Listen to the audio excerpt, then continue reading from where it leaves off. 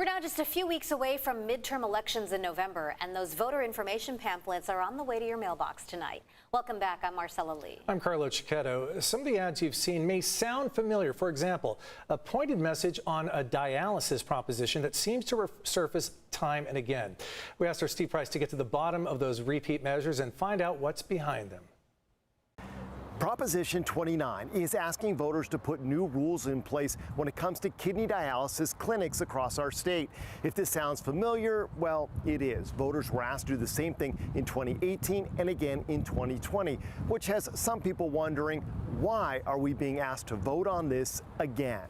Prop 29 puts a physician or a nurse practitioner into a dialysis clinic while people are having their blood cleaned. David Miller is the research director for the union that's a primary supporter of Prop 29.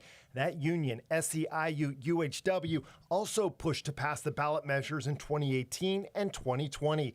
He says the measures have been about lowering costs to consumers and increasing patient safety. Currently, they have billions of dollars of profits that they don't reinvest back into quality of care or into the clinics themselves, and they hand it out to shareholders. Those against Prop 29 believe this has nothing to do with patient safety, but instead is a union trying to bully the industry into unionizing its workers by forcing them to spend millions of dollars to fight off one ballot measure after another until they agree. This is clear abuse by one special interest, putting these same dialysis measures on the ballot every single time. Kathy Fairbanks says the measure doesn't even make sense because clinics have to follow orders from the patient's doctor of record, not some random doctor in a clinic.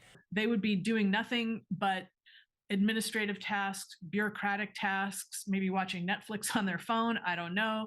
But this is not a good use of doctors, of nurse practitioners, or physician assistants. Voters rejected the propositions in 2018 and 2020. So what happens if they reject this one too? We've seen lots of these repeat propositions. Thad Kauser, a professor of political science at UC San Diego, says there's no three strikes you're out rule in proposition politics.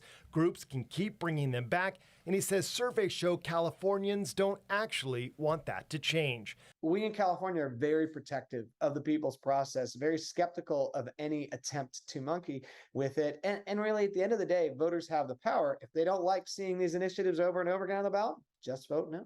So if 29 doesn't pass, don't be surprised if you see another kidney dialysis clinic proposition on the ballot in 2024.